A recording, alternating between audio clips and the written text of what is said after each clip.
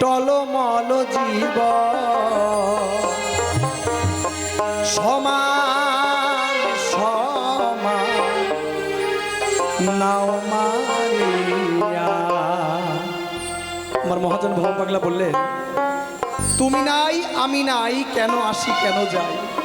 এই যে তুমি আছো, কিছুদিন পরে তুমি থাকবে না পৃথিবীতে, আমিও আছি কিছুদিন পরে আমিও আর থাকবো না পৃথিবীতে। তাহলে তুমিও থাকবে না আমিও থাকবো না, তাহলে তুমি নাই আমি নাই, কেন আসি আর কেন যাই। দেখো ভেবে নিরজনে একবার ভাবিয়া। তাই এই ঝলমল দুনিয়ায় মোদের টলমল জীবন, যেমন কচুর পাতায় পদ্ম পাতায় এক বিন্দু জল যেমন টলমল করে যখন তখন পড়ে যেতে পারে, ঠিক আমাদের জীবনখানা এই ভবের বাজারে ঠিক একই রকম। যখন তখন কিন্তু নিঃশ্বাসের বিশ্বাস নেই, যখন তখন এই প্রাণ পাখি উড়ে যাবে। তবে কেন আসি কেন যাই সেই উদ্দেশ্য যদি একেবারে বুঝতে পারি, তাহলে আর কিন্তু সেই ভয় হবে না। আর সেটা জানতে গেলে একমাত্র গুরুর কাছে যেতে হবে।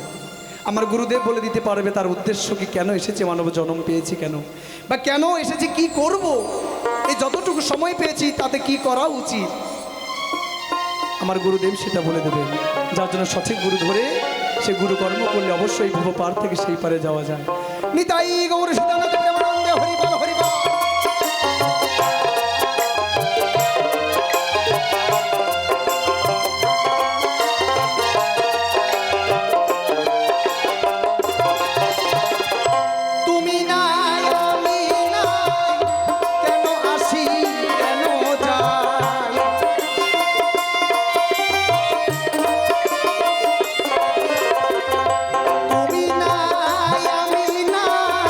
কেন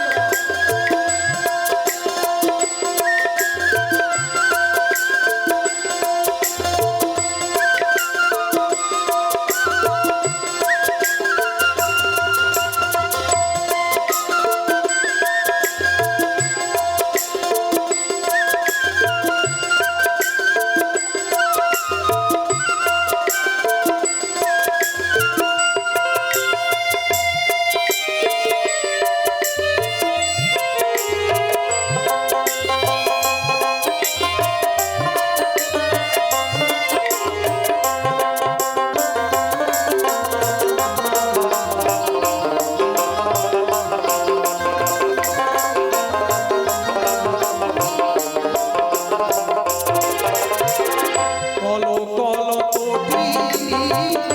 জীবন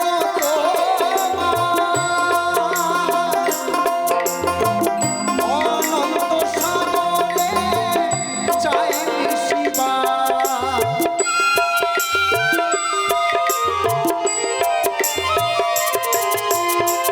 কল কল কোটি জীবন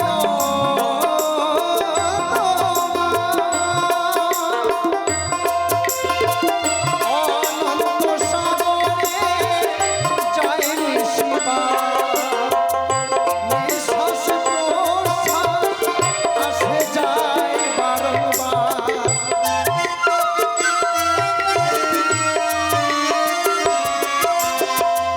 আমাদের এই দেহে যে প্রাণ বায়ু যে প্রাণ পাখি বিরাজ করছেন আমার গোবিন্দ সেই প্রাণ বায়ু রূপে এই দেহের মধ্যে 21,600 বার একদিনে যাওয়া আসা করছে এই যে নিঃশ্বাস আর প্রশ্বাস একবার বাইরে যাচ্ছে একবার ভেতরে আসছে 21,600 বার একবার যদি সেই গোবিন্দ প্রাণ বায়ু যদি একবার বাইরে বেরিয়ে যায় আর যদি না ঢোকে তাহলে এই দেহের আর কোনো দাম থাকবে বাইরে যাচ্ছে আবার ভেতরে আসছে আমি তখন জীবিত কিন্তু একবার বাইরে বেরিয়ে যদি আর না ঢোকে তখন আমি কিন্তু মৃত আমার এই দেহের আর কোনো দাম থাকবে না যত এই দেহের আমি দামে দিয়ে থাকি যত সোনো পাউডার ক্রিম আর যত মেকআপ আমার দেহের মধ্যে একটা সুই ফুটাতে ডাক্তারের কাছে গেলেও ভয় লাগে গো কিন্তু এই দেহের কোনো দাম নেই একবার এই প্রাণবায়ু যদি একবার বেরিয়ে না ঢোকে এই দেহটাকে এই নশ্বর দেহটাকে মৃত বলে ঘোষণা করবে ডাক্তার বাবু তখন এই দেহকে বলবে পচা দেহ সব দেহ এই দেহকে ছুতে গেলেও স্নান করতে হবে নিজের আত্মীয় স্বজন যারা যারা এই দেহকে এত ভালোবাসত জড়িয়ে ধরার জন্য আকুল হয়ে থাকত একদিন তারা এই মরে যাওয়ার পরে শুধুমাত্র একটি বায়ু সে প্রাণবায়ু বেরিয়ে যাবার পরে এই মৃতদেহকে তারা আর ভালোবাসবে অনেকে তো দেখেও ভয় পাবে তারা আসবে না দূর থেকে দেখবে বলবে যে ওই যে মরা মুখটা আমি দেখতে পারবো না আমার ভয় হবে রাতে আমার ঘুম হবে না তাড়াতাড়ি করে তাড়াতাড়ি শ্মশানে নিয়ে যাও দাহ করে শেষ করে দাও যে দেহের এত গৌরব যে দেহের এত অহংকার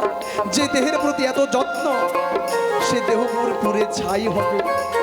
একটি সামান্য আগুনের ছ্যাঁকা লাগলে ফুসকা পড়ে যায় কত মলম কত অয়েন্টমেন্ট কত কিছু কৃমি লাগায় কিন্তু এই দেহকে আগুনে পুড়িয়ে ছাই করতে হবে এটাই বাস্তব আজ না হয় কাল এই টলমল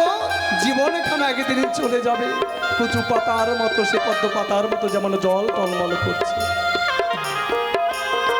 কেন বলছে গানখানি এই গানখানি বুঝিয়েছে আমাদের সকলকে মানব জাতির জন্য সকল জীবের জন্য মহাজন বুঝাতে চাইছেন এটাই যে আমাদের দেহের কোনো মূল্য নেই যখন তখন টলমল হয়ে চলে যাবে তবে তুমি কেন এত অহংকার করছো কেন এত দম্ভ কেন এত বিদ্বেষ কেন এত হিংসা সবকিছু ভুলে তুমি অন্যের সাহায্য করতে পারছো না সবকিছু ভুলে তুমি কি একটু ঠাকুরের নাম গুণগান করতে পারছো না আজ আছো কালে তুমি নাও থাকতে পারো আগামী সূর্যের উদয় তুমি নাও দেখতে পারো তবে কেন কিসের এত অহংকার তাই মহাজন বলছে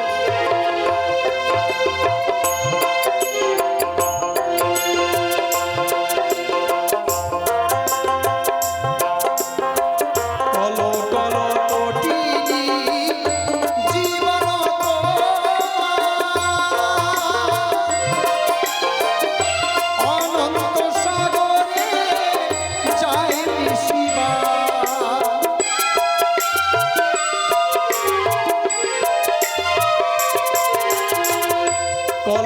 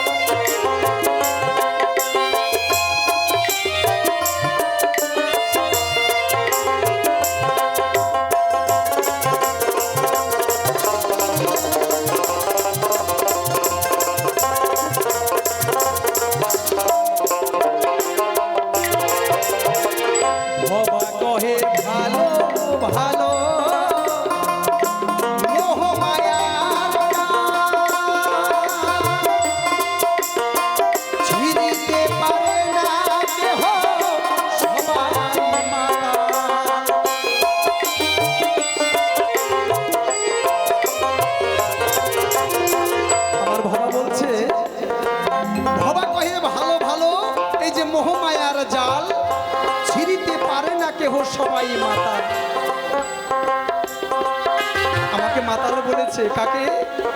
যারা মোহমায়ার জালে আমরা আবদ্ধ রয়েছি তারা আমরা মাতাল। কেমন মাতাল? মাতাল যেমন মধ্যে আসক্ত হয়ে বাকি সমস্ত কথা ভুলে যায়, ওর মধ্যেই ডুবে থাকে, ঠিক তেমনি আমরা মোহমায়ার এই মদ্য পান করে মাতাল হয়েছি। আর এই মোহমায়ার মদ্য পান করে এমনভাবে মাতাল যে বাকি সমস্ত কথা, ঈশ্বরের সাধন ভজন গুরু কর্ম করা সব কিছু ভুলে গেছি। তাই বলছে ভবা কহে ভালো ভালো এই মোহমায়ার জাল, ছিঁড়িতে পারে না কেহ সবাই মাতাল। ভবা কহে ভালো ভালো মোহমায়া